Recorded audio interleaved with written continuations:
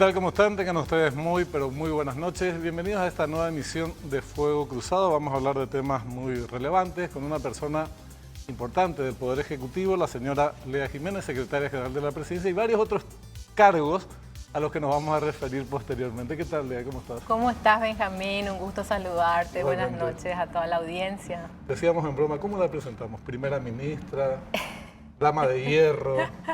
Un diario hizo un editorial con respecto. Tenemos primera ministra. Mira que Y de alguna algunos lo hacen manera cariñosamente. hay que encontrarle la vuelta para divertirse también a veces, ¿verdad? Con esas cosas. Yo cuando estábamos de viaje, cuando empiezan a sacar los titulares, y yo decía, ¿Pero qué pasó? ¿Qué es lo que salió? Que yo no tengo conocimiento, ¿verdad? De cómo me convertí ahora en ¿cómo decían? Superpoderes, no sé qué. Dama Y yo procuraba que superpoderosa, funcionen los superpoderes. superpoderes, pero no No hay caso. hay caso. Tú sabes que yo decía, lo comentaba con varios colegas, varios compañeros, todas esas funciones y muchas más el presidente puede designarle a cualquiera de sus colaboradores.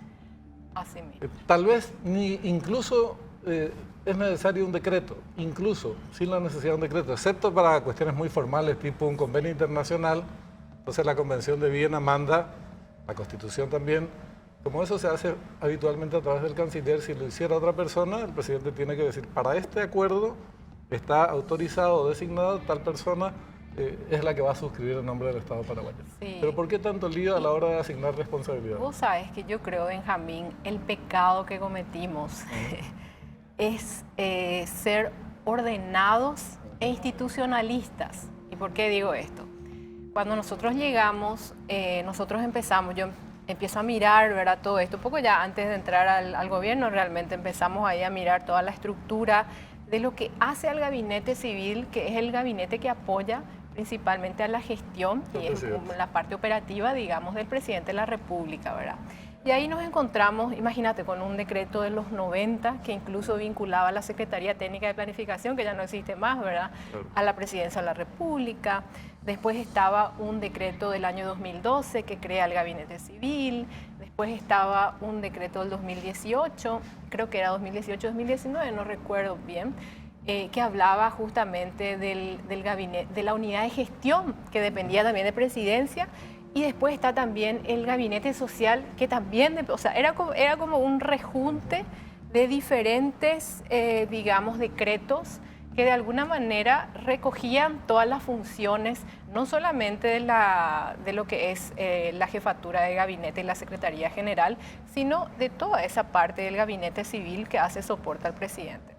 Entonces lo que nosotros hicimos es mirar ese enjambre de repente de cosas, y también habían muchos nombramientos que se daban por diversos decretos. Entonces, para entender realmente cómo estaba estructurada la Presidencia de la República, uno tenía que empezar a mirar diferentes documentos y para poder enterarse y familiarizarse de qué es lo que realmente se puede o no se puede hacer desde ahí.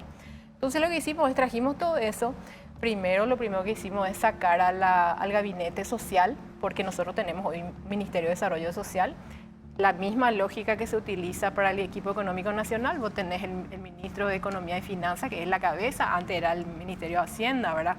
La cabeza del equipo económico, donde se sientan a analizar las cuestiones más económicas, digamos. Después está el Ministerio de Desarrollo Social, naturalmente es el que debe liderar la política social y articular con las demás entidades que también cumplen funciones. Entonces ahí tenía sentido enviar al Gabinete Social el Ministerio de Desarrollo Social. O sea, sacamos funciones importantes y el Gabinete Social tenía de todo ahí adentro. O sea, realmente había cargo, esto, lo otro, contratado. O sea, una cosa muy confusa. Ordenamos eso y por otro lado después empezamos a ordenar lo que es el Gabinete Civil. Y se hablaba también, sale la publicación, yo digo, definitivamente el que escribió ese artículo no leyó el decreto, porque no sé si era el artículo 3 o 5, uno de esos, habla justamente de que las dependencias, uno la oficina de lo que sería el asesor jurídico del presidente, otro el que sería el asesor político, después está la secretaría privada y después está también Primera dama. el despacho de la primera dama y después está la jefatura de gabinete. Todas estas directamente responden al presidente y están en igualdad de jerarquía, se dice. Es decir, porque ese era un punto que se todos decía, tenemos ahora el hay mismo un nivel. superpoder, está por encima de sus pares. Pero imagínate lo que es, cómo se le quiere confundir. No sé si adrede, pero yo creo que tiene que ser adrede, porque si leíste hasta el 5º artículo ya te enteraste de eso, ¿verdad? O sea, y hay muchas reparticiones. Vos sabés que mencionabas el tema de la cuestión social, la Secretaría o el Ministerio de Desarrollo Social. Hay un desorden muy grande institucional en el país por distintas razones, ¿verdad? No, así mismo. pero tenés programas sociales en múltiples instituciones, repartidos en distintas partes. Exactamente. Ese es el caso, por ejemplo, de adultos mayores, que por un motivo, yo creo que racional, se entiende, ¿verdad? Se quiso blindar el programa de cuestiones políticas. Para que es un programa social que tiene que servir a la ciudadanía independientemente del color. Si sos colorado, si sos liberal, si sos del partido que sea, el programa social está para servir a la ciudadanía, ¿verdad? Entonces, se blindó dentro del Ministerio de Hacienda, pero yo creo que hoy tenemos la suficiente institucionalidad en el Ministerio de Desarrollo Social como para que ellos vayan albergando realmente y recogiendo básicamente todos los programas sociales dentro del Ministerio de Desarrollo Social, porque esto tiene una lógica de realmente hacer que la política de Estado sea medible, nosotros podamos entender, estoy gastando en estos programas, esto le entrego a Benjamín Livieres, ¿cómo le está resultando ese esfuerzo, digamos, del Estado a esta persona? ¿Está teniendo resultados positivos? ¿Ha habido un cambio de mejora en su vida o no? Y entonces ahí vamos revisando, ajustando, articulando, de manera que finalmente los programas sociales no son para que vos te quedes conectado al programa social del resto de tu vida, sino más bien para ayudarte a salir adelante, darte las herramientas que necesites, incluso ya sea capacitación, lo que sea que vos necesites para poder dar ese paso y ser una persona autónoma que puedas salir a trabajar, que puedas acceder a un empleo digno, ¿verdad? Y bueno, entonces de eso se trata, es un ordenamiento natural, ¿verdad? Nuestro Estado viene mutando yo creo que a partir de lo que es el 1992, que reordenamos, digamos, el contrato social a través de esa nueva Constitución, empezamos a reorganizar el Estado y esto es parte de eso. Para que tengan idea de cuestiones que ya están desfasadas en el tiempo, Viceministerio del Transporte llega hasta el área metropolitana. Sus facultades. Así Después mismo, ya no tiene, el país no existe. Claro, cuando se formó el viceministerio, seguramente el transporte público en la década del 60 llegaba efectivamente hasta esta zona, los años 50, bueno, pero transcurrió medio siglo. Exactamente. Y ahora son otras las justamente necesidades. Es algo que estamos hoy analizando, bueno, desde el Ministerio de Obras Públicas y Comunicaciones. Esa es una realidad. Muchas veces la gente dice, o salen las noticias también en los periódicos, el servicio pésimo, esto, lo otro, y muchas veces gran parte del peor servicio se da fuera del ámbito de acción, digamos, de lo que es el Ministerio de Transporte, y eso también genera confusión para la ciudadanía, pero también limita el accionar de la política pública. Entonces, yo estoy de acuerdo contigo, es algo que tenemos que volver a revisar y ver cómo trabajamos para poder realmente llegar, siempre procurar mejorar la calidad de los servicios que recibe la ciudadanía. Podemos referirnos al Viceministerio de Minas y Energía, tenemos hidroeléctricas, tenemos metales preciosos, tenemos posible gas en el Chaco, tenemos una serie, sin embargo, es un órgano de obras públicas, cosas que hay que ir revisando. Para cerrar este capítulo de tus superfacultades, que se dijeron de verdad muchas cosas. ¿Crees que el machirulismo, digo, el hecho de que seas mujer también te pone un poco más, digamos, expuesta al rigor, al mayor rigor de las críticas? Y yo creo que sí, vos sabes que a mí me tocó estar en diferentes puestos, tuve la suerte realmente de estar en diferentes puestos de liderazgo, no solamente acá en Paraguay, sino fuera del país. Y tengo que decir, no, para ser justos, ¿verdad? No es solamente una cuestión local, es una realidad. Las mujeres tenemos una suerte de doble o triple carga, ¿verdad? Porque por un lado, las responsabilidades de la familia siguen siendo principalmente de la mujer, los niños, el cuidado, la casa, ¿verdad?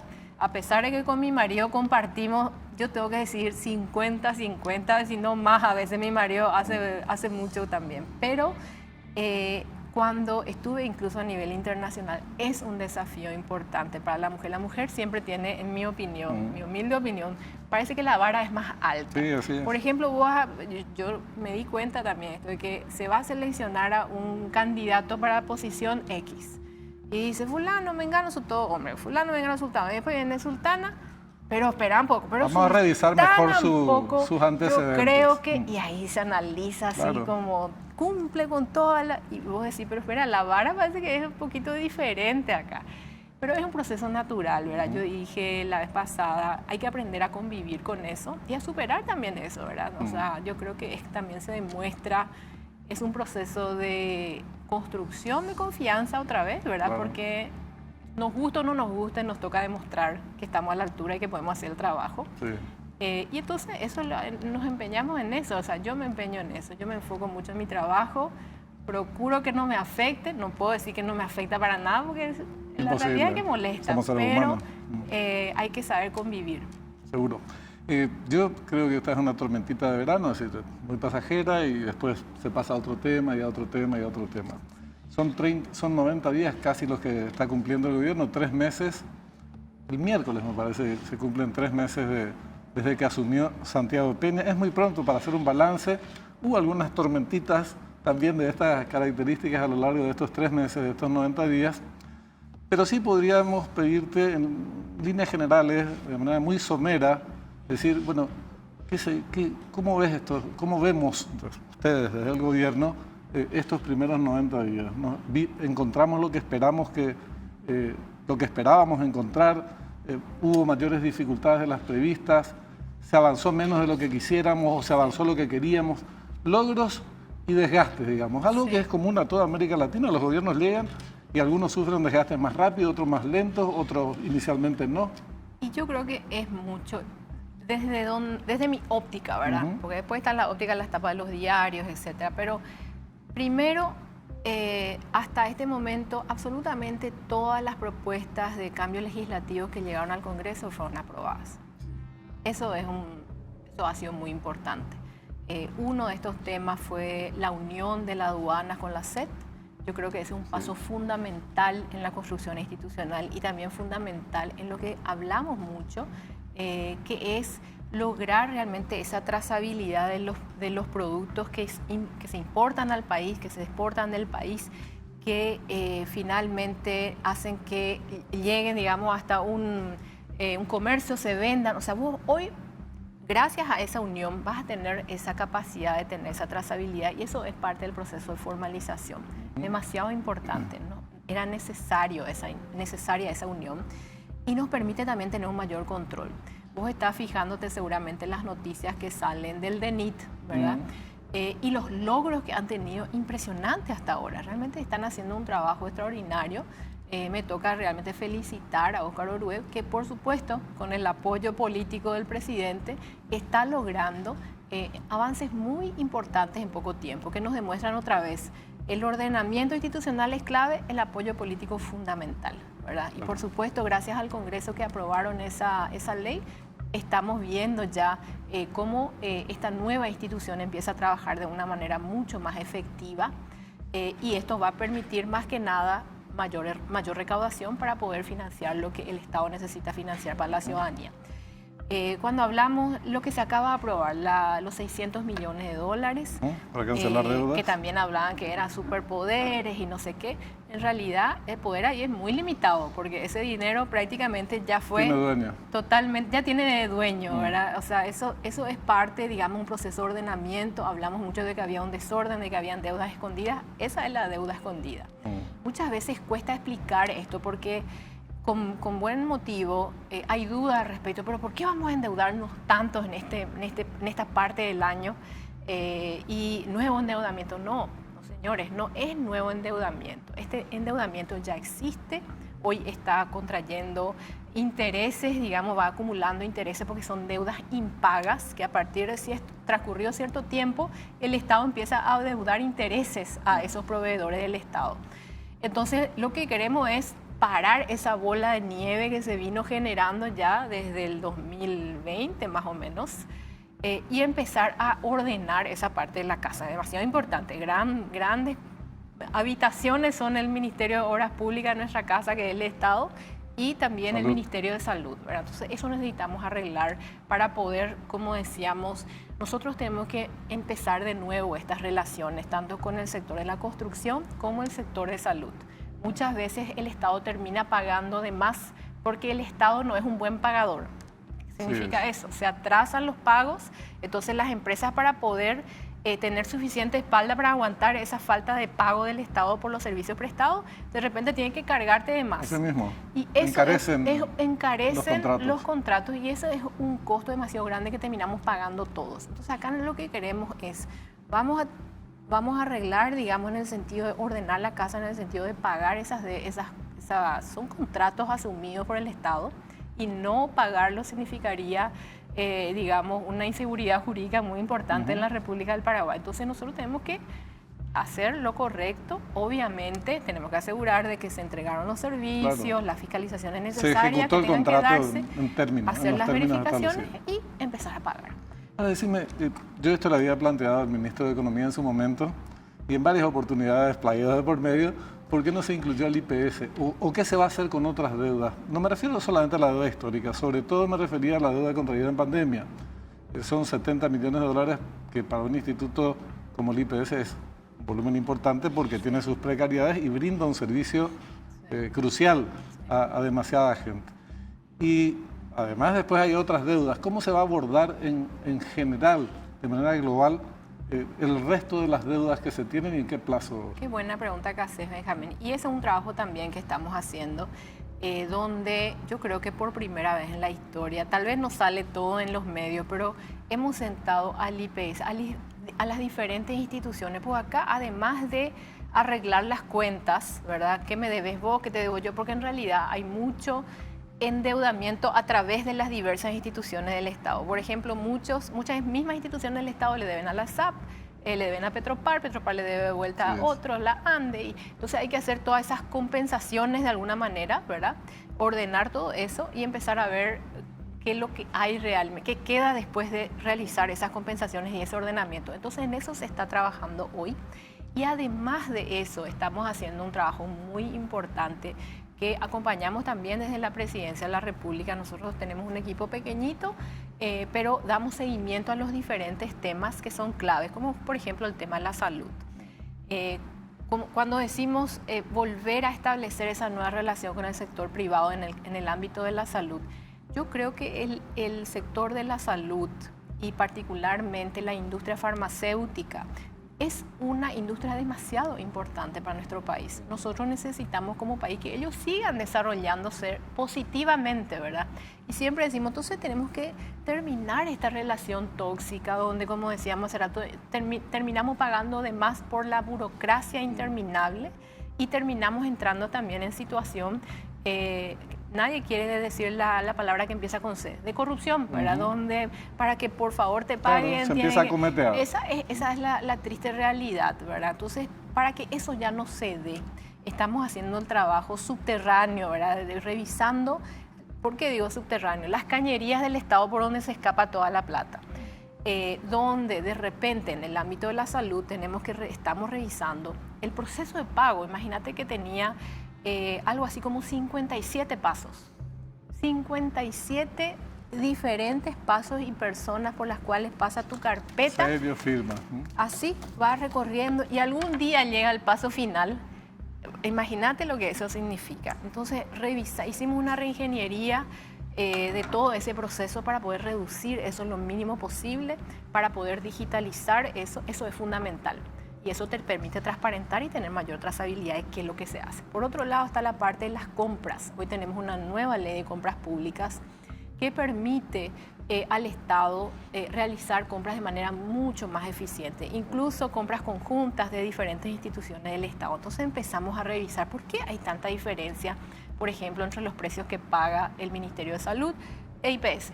Finalmente son dos prestadores de un servicio bastante similar. Así es. Entonces, ¿de dónde salen las diferencias? Entonces estamos generando precios de referencia, estamos viendo también la parte de la logística. Estas son cosas que vos decís, qué aburrido, ya te estoy por dormir, ¿verdad? Se estará durmiendo también la audiencia, pero estos son los temas que siempre digo, no son sexy estos temas, pero estos temas son fundamentales porque hacen a esa burocracia excesiva. Ahora, este proceso de reordenamiento institucional que tiene su correlato legislativo, que decís que se obtuvo en estos primeros 3 meses, estas medidas de carácter administrativo, los pagos que se van a hacer a los fines también de, digamos, transparentar una serie de hechos que a su vez permitan continuar con el desarrollo de ciertos emprendimientos, mantener fuentes de trabajo y cosas por el estilo, son cuestiones, desde luego, positivas, pero algo que espera y sigue esperando la gente, esperó y sigue esperando, son cuestiones, medidas de carácter social.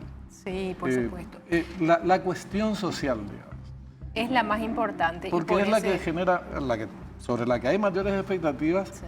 y la que genera también un desgaste que no se expresa muchas veces en grandes protestas y compañías, ¿verdad? Pues sucede como con el otro tema. Está ahí y se va desarrollando y no sabes bien en qué dirección. Algo que nos pidió mucho el presidente y por el motivo por el cual también yo ingresé en el proceso electoral es que estemos cerca de la gente, que recorramos el país, que sintamos como el termómetro de la ciudadanía, ¿verdad?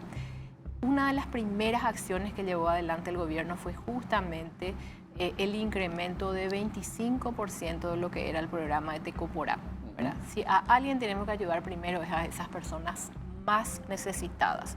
Y esto se quiso tildar, no sé, populista, todo esto, pero en realidad no responde al populismo.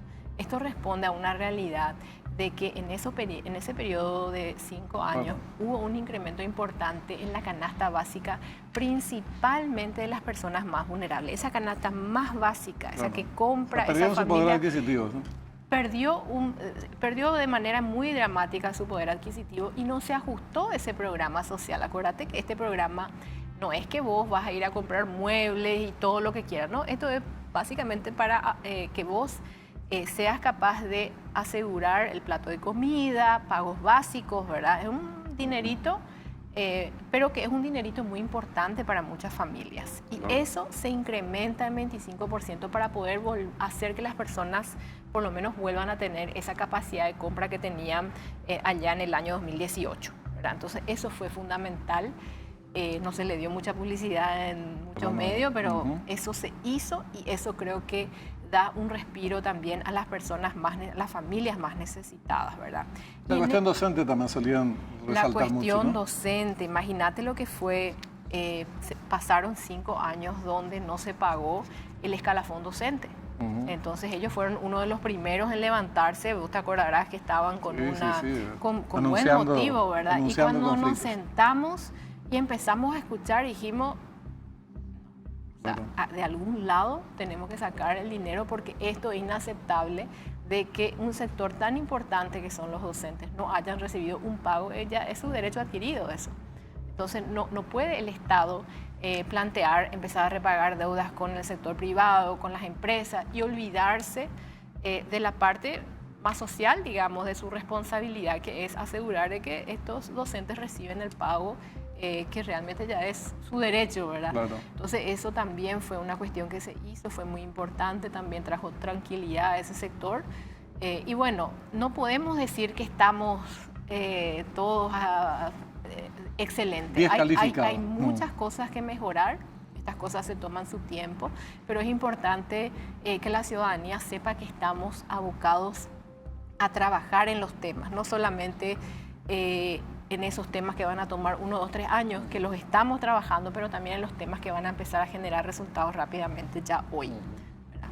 El tema internacional y particularmente regional, temas de carácter, algunos de ellos bilateral.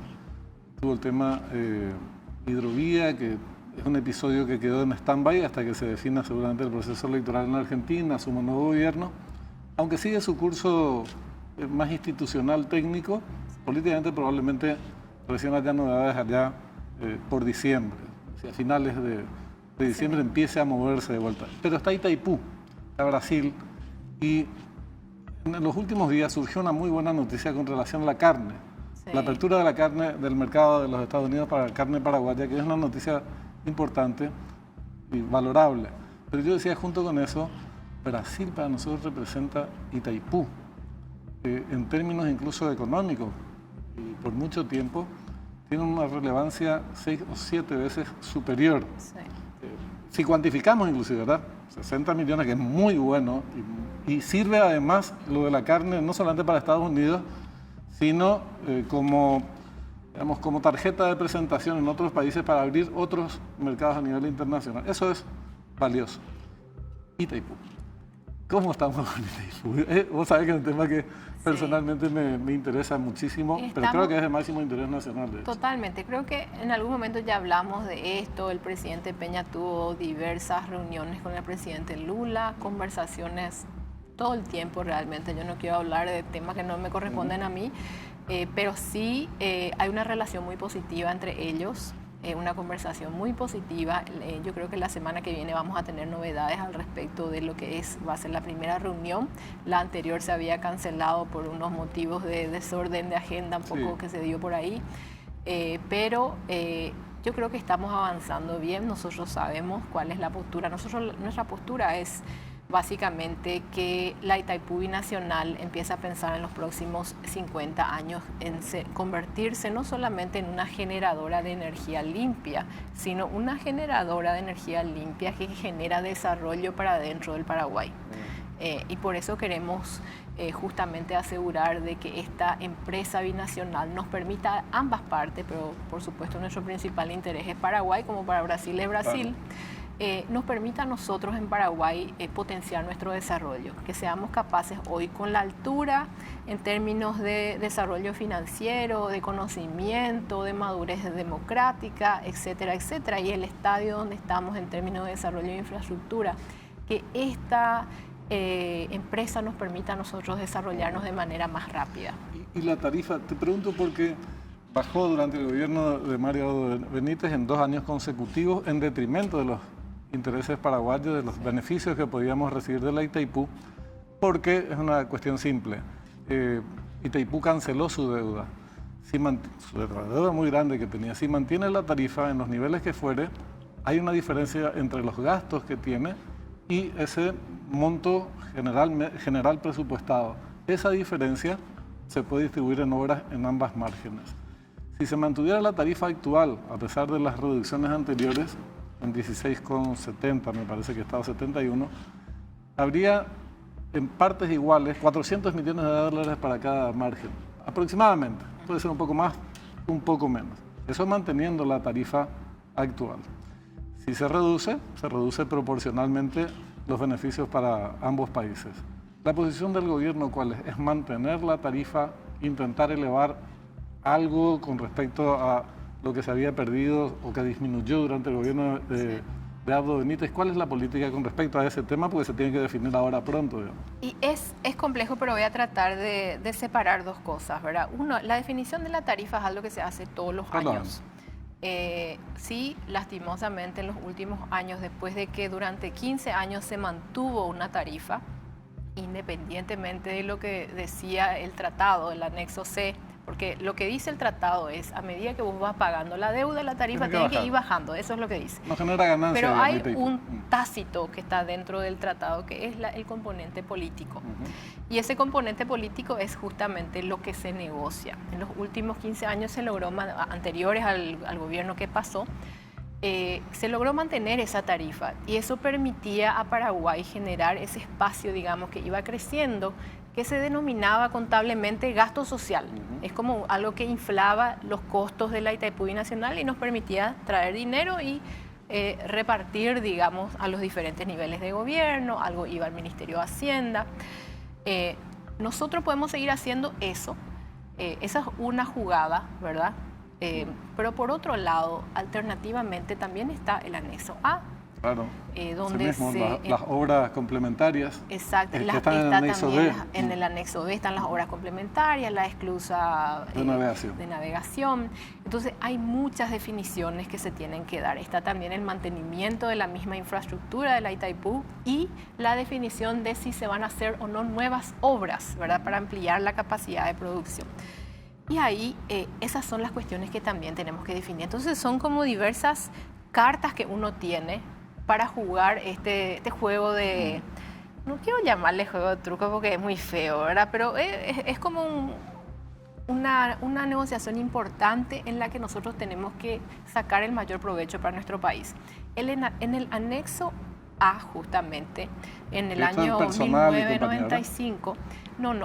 Se hablaba justamente de cambiar, fue un intercambio de notas reversales que se dio en el año 1995 y se hablaba justamente de cambiar unas pequeñas reglas dentro de la Itaipu que le iban a permitir a la Itaipu, como te decía anteriormente, tener esa orientación más de desarrollo, no solamente hacer inversiones dentro de lo que es la binacional, sino que cada una de las partes pueda tener recursos adicionales para hacer inversiones en sus países, en sus respectivos países, en sus respectivos lados, digamos, de esta binacional. Entonces, eso es también algo que está sobre la mesa. Esto había sido aprobado ya por el Congreso paraguayo, no fue aprobado por el Congreso brasileño en su momento porque se dieron un montón de situaciones, ya esto ya es medio histórico, pero eso también está sobre la mesa. Habría que desdoblar las discusiones, pues ahora hay que aprobar el presupuesto de 2024 y ahí está la tarifa y ahí está el dinero, ¿no?, que se puede utilizar en cada también marco. hay que entender, los consejeros tienen un rol y los negociadores son otros. Pueden ser los mismos, no hay impedimento para que sean los mismos, pero los negociadores pueden ser otros que los consejeros. Entonces, eso también hay que entenderlo.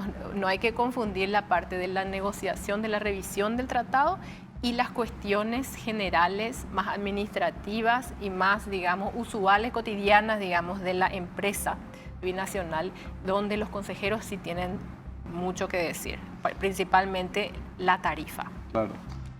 Una última cuestión, Lea, tenés muchas actividades que preparar, mañana arranca una nueva semana muy intensa. Lula encabeza un gobierno de izquierda.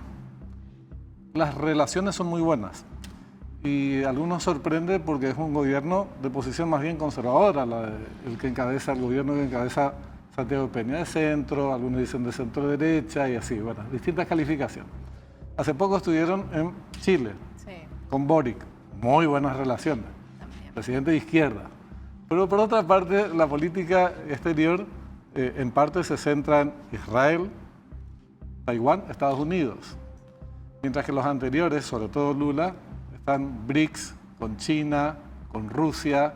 Entonces, algunos medios se quedan mirando y dicen, ¿hacia dónde vamos? ¿Cuál es el eje? Que está bien desde cualquier posición tener relaciones con distintos gobiernos, distintos pelajes políticos e ideológicos, pero ¿cuál es el eje de la política exterior? Yo creo, mira, el presidente Peña en algún momento, en varias oportunidades, dijo una frase que de alguna manera explica muy explícitamente y muy simple su visión.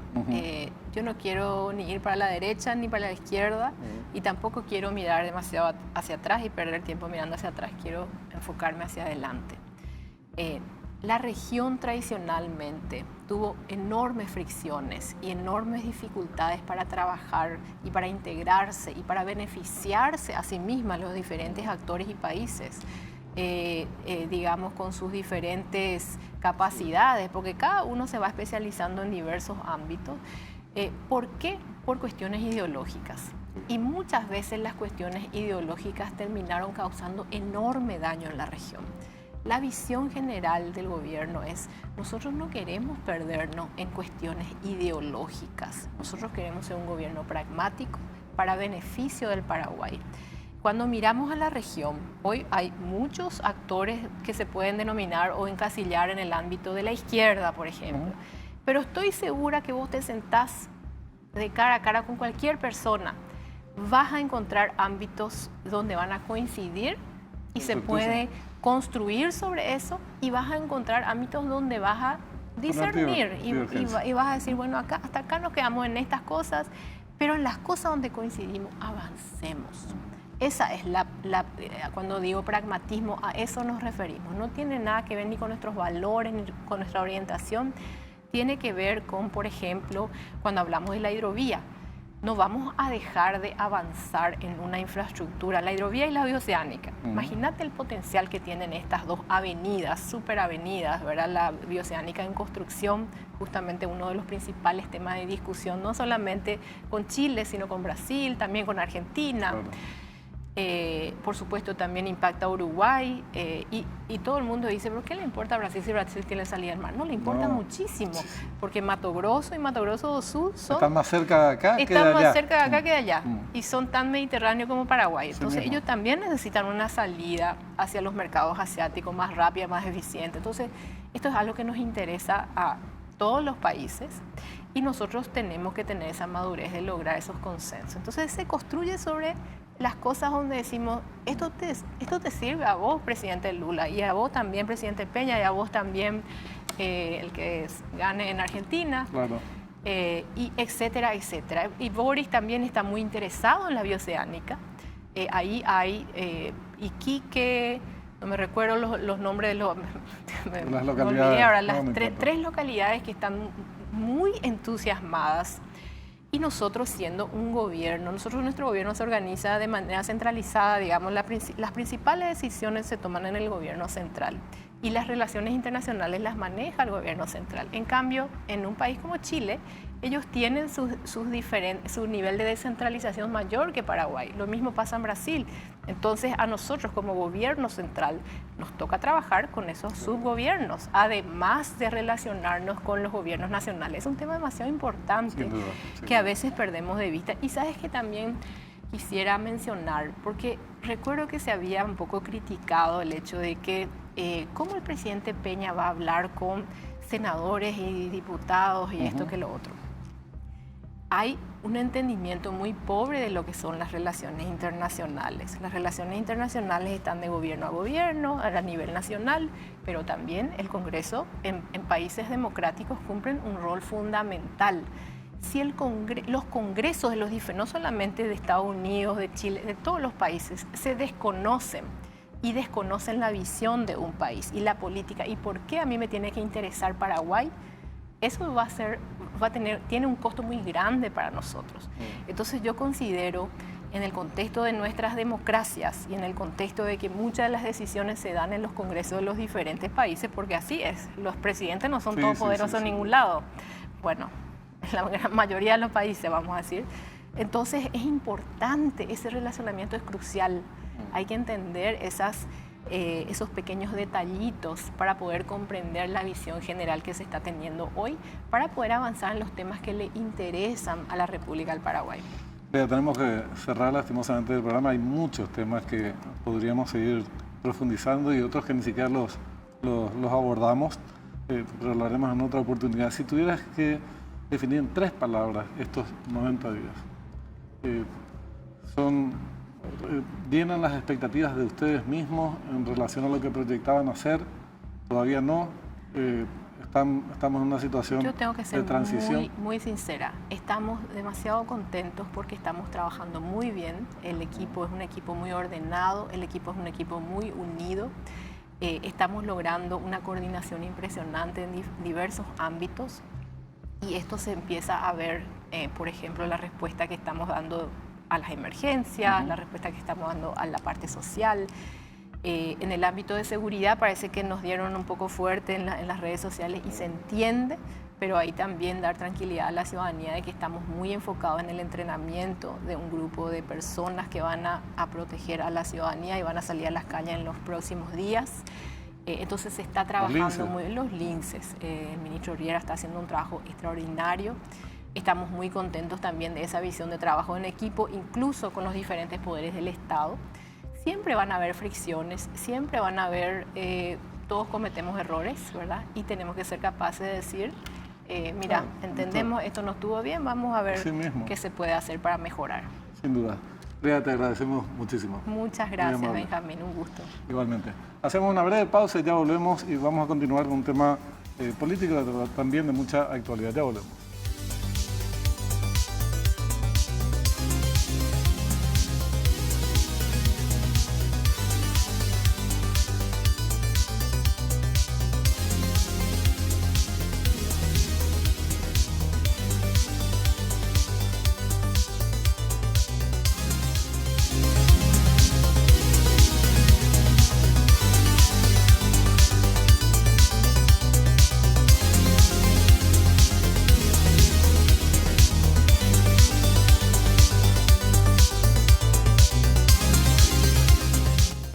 bloque de Fuego Cruzado para meternos en un tema político, aunque después también vamos a hablar de temas de carácter más institucional, aunque tengan una base política, lógicamente todo lo referido a la cuestión institucional en nuestro país. ¿Qué pasa en esta relación entre el gobierno, el Partido Colorado? Algunos vienen sosteniendo que hay que se dieron momentos de tensión, de rispidez, otros van más lejos, crisis, ruptura, fisura, grieta, un montón de adjetivos. Y después, sin embargo, la otra cara de la moneda, reunión en Burgo Villaroga, Santiago Peña, Horacio Cartes, Comando de Honor Colorado, altos funcionarios del Poder Ejecutivo, representantes de otros poderes del Estado también, del Legislativo en este caso, que asisten a estas reuniones, y el sector oficialista que en Cámara de Diputados suma más adhesiones. Entonces, una cosa es lo que se divulga por un lado y otra cosa son estos hechos que mencionaba. Pero vamos a hablar con una persona que está, digamos, en el centro de esta cuestión, forma parte de esta realidad política, que es el presidente de la Cámara de Diputados, el doctor Raúl Latorre. ¿Qué tal, Raúl? ¿Cómo estás? Sí, buenas noches, Benjamín. Siempre es un gusto compartir contigo y con toda la audiencia de Fuego Cruzado. Igualmente, igualmente. Bueno, después de tantos dimes y diretes, por un lado, pero de estos hechos que se dieron por el otro en cuanto a encuentros aparentemente muy fraternales entre componentes del oficialismo, ¿cuál es la lectura que hacen desde el oficialismo mismo sobre este intento de presentar una situación de tensión, de malestar en filas del oficialismo? Bueno, en primer lugar, más allá de la interpretación, siempre es comenzar con la realidad y cuál es la realidad. La realidad es que en el movimiento Honor Colorado hoy se vive un clima de concordia, de afecto, de unidad, de fortaleza. Logramos caminar y administrar con armonía tanto la conducción del Partido Colorado de la mano del presidente y líder del movimiento, Horacio Cartes, y la conducción de la República en base a la candidatura presidencial del compañero, el amigo Santiago Peña, que es importante recordarlo, Benjamín. Este no es un equipo que se ensambló ayer o por esta coyuntura, es un equipo que ya viene caminando juntos desde la administración del expresidente de la República, Horacio Cartes. Recordemos que Santiago en ese tiempo había sido el ministro de Hacienda. A mí ya me tocaba ejercer una gerencia en el Ministerio de Salud Pública y Bienestar Social. Acompañamos la primera candidatura de Santiago, donde, bueno, lamentablemente en ese momento no se dieron las cosas. La volvimos a acompañar, el movimiento volvió a apostar por esa figura, volvió a apostar por este equipo. En este caso, la ciudadanía nos concedió la confianza, otorgándole en primer lugar una victoria con la diferencia más importante al presidente del partido en las internas partidarias, a Horacio, y dándole a Santiago en las generales la diferencia más grande de la historia de la era democrática. Como bien decía, esta semana tuvimos un encuentro de análisis, un encuentro de confraternidad, un encuentro de planificación que ya es característico del comando del movimiento Honor Colorado, del cual forman parte tanto el presidente de la República, el presidente del Partido Colorado, el presidente del Senado, en mi caso el presidente de la Cámara de Diputados y otras figuras emblemáticas del Partido Colorado. Este se hizo en Burgo Villaroga, compartimos todo ese encuentro con la presencia del presidente del partido. Antes del viaje que hicimos con el presidente Santiago a la hermana República de Chile, una visita oficial al presidente Boric, al empresariado chileno, y hay un tremendo nicho de oportunidad para fortalecer las inversiones chilenas aquí en el Paraguay, entre paréntesis, así como fortalecer la diplomacia parlamentaria. Habiendo visitado tanto al presidente del Senado como al presidente de la Cámara de Diputados, se hacía el encuentro de la UPLA, el encuentro de la UPLA, la Unión de Partidos Latinoamericanos. Uno de los episodios se hizo en el Partido Colorado y el presidente Santiago tuvo, yo creo que un gesto que nos encantó a todos, que sin anunciarlo, junto con el vicepresidente de la República, también constituyendo el comando, el compañero Pedro Aliana, visitaron al encuentro de la UPLA que se estaba dando en el Partido Colorado, estaba siendo presidida por el presidente del partido, Horacio Cartes. Entonces, en primer lugar, contrastar lo que se quiere instalar con la realidad. Nosotros estamos viviendo un momento de unidad, de armonía, de concordia y de fortaleza, en una coyuntura donde sistemáticamente se van adhiriendo más dirigentes, parlamentarios, compañeros del Partido Colorado a la militancia dentro del movimiento Honor Colorado. Y en segundo lugar, respondiendo a la pregunta específica, ¿cómo vemos nosotros esta situación? Nosotros siempre entendimos en el análisis, Benjamín, que estamos viviendo un momento de tremenda fortaleza. Como decíamos, con una gran plataforma parlamentaria que hoy por hoy ya nos da una mayoría propia en la Cámara de Diputados, solamente con los parlamentarios que acompañan de manera directa el proyecto de gobierno del presidente Santiago Peña, y por otro lado una mayoría bien articulada también en la Cámara de Senadores. Eso amén de los aliados que comparten un pensamiento de desarrollo, de poner a la patria primero, de otros partidos, tanto del otro partido tradicional como del tercer espacio, por un lado. Entonces, nosotros entendiendo la fortaleza que está atravesando el momento, llegamos a la conclusión de que finalmente lo que se iba a plantear desde los adversarios es un cisma, es una grieta, es una búsqueda de escindir, de dividir al movimiento Honor Colorado, en base a, y esto hay que decirlo, en base a las dos figuras paradigmáticas en este momento, tanto al líder que representa la conducción del Partido Colorado, que es Horacio, como a quien representa la conducción de la República, que es Santiago Peña. Siempre supimos que hacia ahí iba a venir el ataque. No es nada fuera del cálculo, no es nada fuera de lo esperado, ni nada que no estemos preparados para subsanar. Y además, no sé, algunos tal vez piensen que la gente es muy distraída y que no tienen ni una pizca de memoria, pero lo que ahora se presenta como supuestos hechos que no tienen ningún fundamento en la realidad, como vos bien estabas explicando, distanciamientos, malestares, fisuras, grietas y demás, es el discurso que se vino desarrollando desde incluso durante la campaña electoral, que Cartes tenía que separar, que Santiago tenía que separarse de Horacio Cartes, que juntos eso no era conveniente para ni para esta fuerza política ni para el país. E insistieron, lógicamente, en la comprensión de que esa división en plena campaña electoral hubiera restado chances al Partido Colorado, a las posibilidades de victoria. Y después continuaron durante estos 90 días que transcurrieron prácticamente desde la asunción, en realidad mucho más, desde el 2 de mayo siguieron con ese discurso hasta la fecha. Entonces la pregunta que uno tiene que hacerse es a quién beneficiaría un eventual distanciamiento entre Santiago de Peña y Horacio Cartes, o una fisura en el oficialismo. Porque evidentemente para el oficialismo sería muy mal negocio, teniendo la mayoría absoluta, que se separa el Partido Colorado, o la corriente más importante del Partido Colorado, que es el cartismo, del gobierno. ¿Cuál sería el punto de sustento del gobierno? Entonces, al oficialismo mal negocio, ¿a quién le beneficiaría esta historia? Y yo me limitaría a decir que beneficiaría a los adversarios del movimiento, a los adversarios del partido. Bueno, finalmente, insistiendo sobre la misma idea, es una situación que está muy, muy lejos de suceder. Y como bien lo dijiste, ya en el proceso de campaña es algo que se buscaba escindir, tratar de generar división en el propio movimiento o transmitiendo la necesidad de hacer una separación. Pero sinceramente yo veo al equipo político que acompaña al gobierno del presidente Santiago, lo veo muy maduro, lo veo con mucha solidez.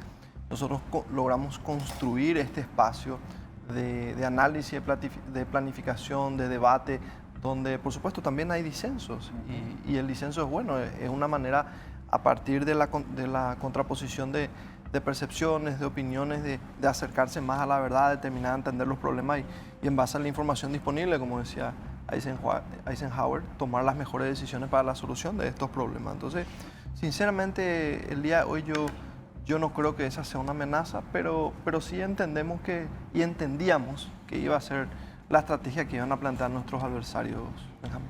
Sí, sin ninguna duda, sin ninguna duda. Además hay otra consideración general.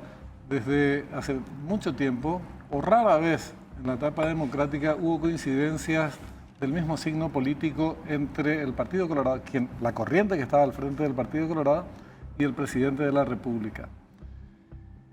Y si nos fijamos en los últimos 34 años, de la concordia, de la armonía y del trabajo común entre el Partido Colorado y el gobierno colorado, surgió los momentos de estabilidad política, o a la inversa, la inestabilidad política también. O sea, lo que quiero decir es que la relación gobierno-Partido Colorado es crucial para la estabilidad del país.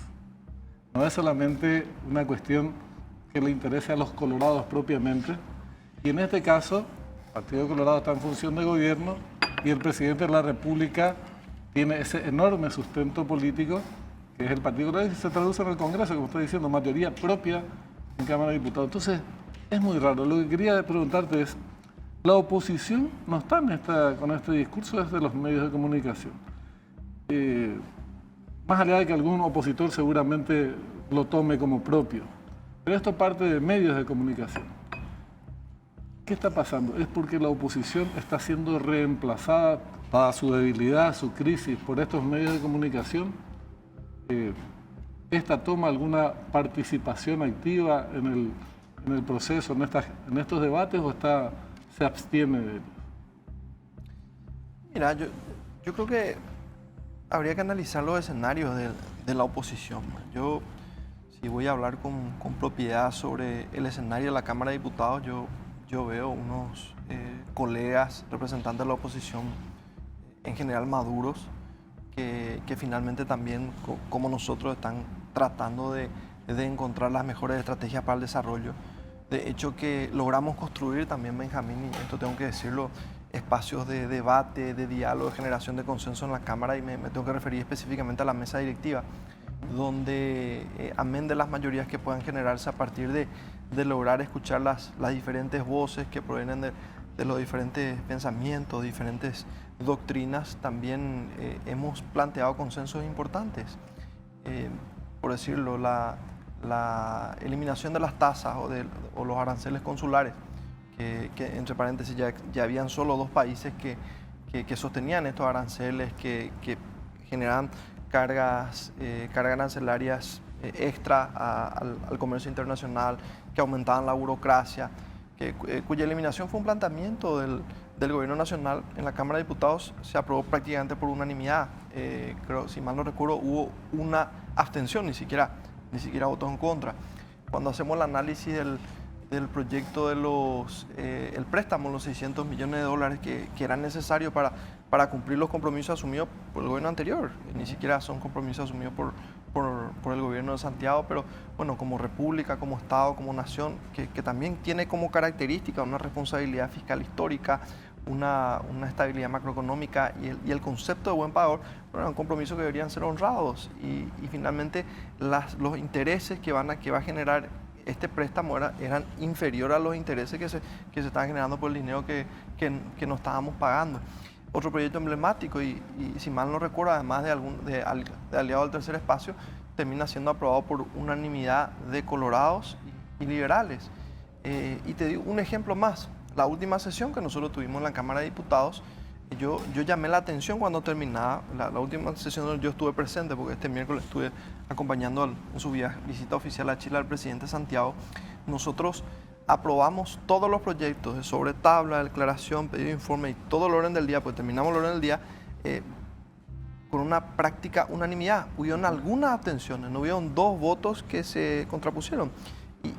¿Qué significa esto? Significa que estamos avanzando en la dirección del diálogo, estamos avanzando en la dirección de la generación de consenso, y que empieza a germinar una madurez política que entiende que en este momento tenemos que ponernos toda la camiseta roja y velar por los mejores caminos, las mejores soluciones para los problemas de nuestro país. O sea, que hablábamos en el bloque anterior con la señora Lea Jiménez, secretaria general de la Presidencia, y ella hablaba de necesario reordenamiento que se tiene que dar en distintas áreas a nivel del Poder Ejecutivo. Y a nivel del Legislativo también hubo momentos de mucho desorden que restaron credibilidad al Congreso, a ambas cámaras del Congreso, cuál era la Cámara de la Vergüenza. Hubo un proceso de degradación, si se quiere, a lo largo de la etapa democrática en cuanto a la representación política. y se manifestaba en hechos bochornosos, hasta diputados poniéndose el anatómico en la cabeza. En estos meses no tuvimos ningún escándalo en Cámara de Diputados. Pero parece un dato menor y uno dice, bueno, pero eso es lo que tiene que ocurrir. Es lo que no ocurrió durante mucho tiempo. Entonces no es un dato menor. Y es importante ver cómo está avanzando, cómo revertir ese proceso de degradación que sufrieron ambas cámaras del Congreso para que cumplan un papel activo en el sistema democrático y no le aleje a la gente de la política. Y nosotros, desde que llegamos a la presidencia de la Cámara, tratamos de dejar sentadas determinadas posiciones claras, Benjamín.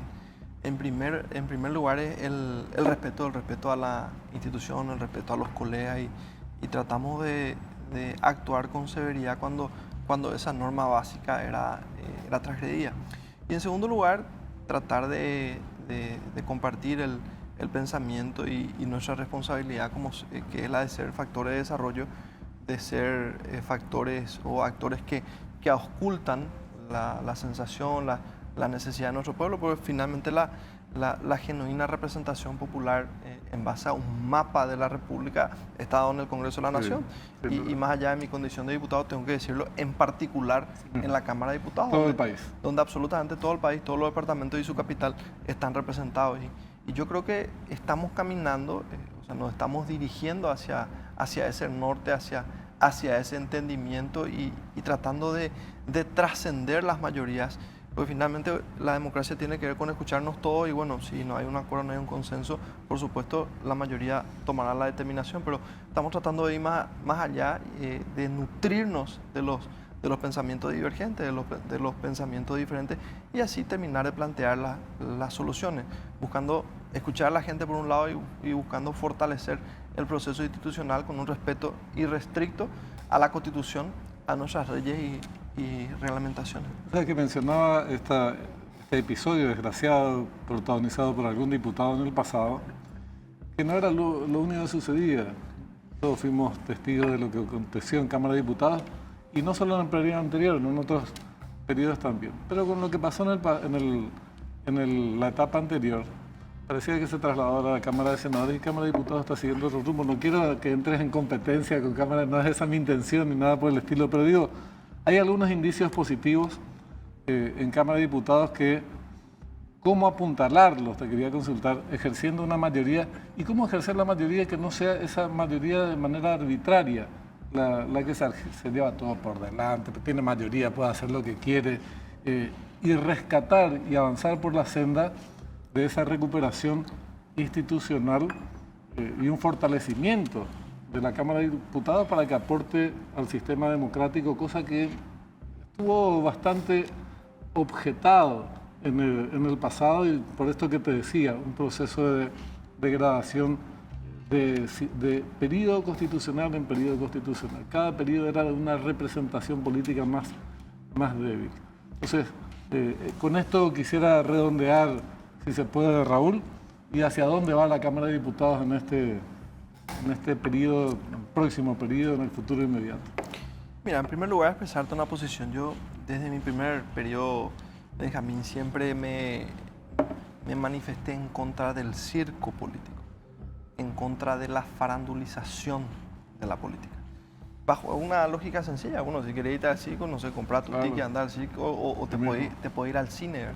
Pero lamentablemente, por más atractivo que eso parezca en algunas cuestiones, porque hasta podría decirse, Pepe Ambos Raúl le dio resultados electorales a tal o cual actor, yo entiendo que nuestra responsabilidad, nuestra función, no es entretener, no es hacer un show, no es hablar de la vida personal del colega. Nuestra función es dar soluciones, proteger la República, es dar solución a los problemas de la gente. Es buscar que para los paraguayos sea un poco más fácil acceder a una salud de calidad, que nuestra familia sienta mayor seguridad cuando va al supermercado o cuando el hijo vuelve del colegio o de la facultad, que podamos tener una mejor educación, que disminuya las brechas entre la educación escolar básica y los requerimientos para una educación universitaria de excelencia, que planteemos un clima de generación de empleo para que todos los paraguayos puedan acceder a un empleo digno. Nosotros entendemos de que esa es nuestra función, ese es nuestro propósito. Lo planteamos desde el primer día de nuestra gestión parlamentaria en el periodo anterior. Y bueno, en este momento nos toca ejercer la presidencia bajo esa misma bandera, con ese mismo norte. Y yo estoy particularmente cómodo. Benjamín me preguntaba eso al comenzar. Sí. Porque percibo una comunión de pensamientos con los colegas parlamentarios. Y también veo con claridad que ese es el norte al cual se dirige el gobierno de Santiago Peña, porque finalmente yo tengo dos funciones. La primera es la representación de la institución, la protección de la Cámara de Diputados dentro del marco de nuestro sistema republicano, buscar generar las condiciones para que allí se planteen los debates y se tomen las mejores decisiones, por un lado. Y por otro lado, mi función como compañero, como una persona que apostó las dos veces por el proyecto de Santiago Peña desde el movimiento Honor Colorado, que cree en sus posiciones, que cree en sus planteamientos de transformación para ayudar a acelerar la velocidad de desarrollo en nuestro país. Y son las dos cosas en las que vamos a trabajar, Benjamín. Raúl, te agradecemos mucho por el tiempo. Quedan, de verdad, temas por abordar con respecto a cómo se ejerce, sobre todo desde una posición hegemónica, el poder en forma democrática, una oposición muy débil que todavía no saca las conclusiones de lo que pasó a lo largo durante el transcurso de la etapa democrática, que le impidió, salvo en una oportunidad, acceder al gobierno, y se llega a esta situación donde, como decía, hay un partido claramente mayoritario del que depende en gran medida el ejercicio democrático de esa mayoría que ostenta en ambas cámaras del Congreso y que le da, desde luego, un margen de maniobra muy amplio. Pero vamos a seguir conversando en próximos encuentros, ¿sí? Con mucho gusto. Nosotros tenemos una receta para eso, Benjamín, brevemente. O sea, cómo teniendo una mayoría uno plantea poder recibir los aportes de una posición que coyunturalmente es minoritaria, es escuchando, es generando los espacios de diálogo y consenso que para nosotros hoy es la mesa directiva, y es buscar nutrirnos de esos pensamientos, todo aquello que pueda beneficiar a los paraguayos, a la República. Es algo que está pasando en la Cámara de Diputados y vamos a seguir en esa dirección. Gracias nuevamente. A ustedes también. Nos reencontramos el próximo domingo, como siempre, a las 21 horas. Hasta entonces.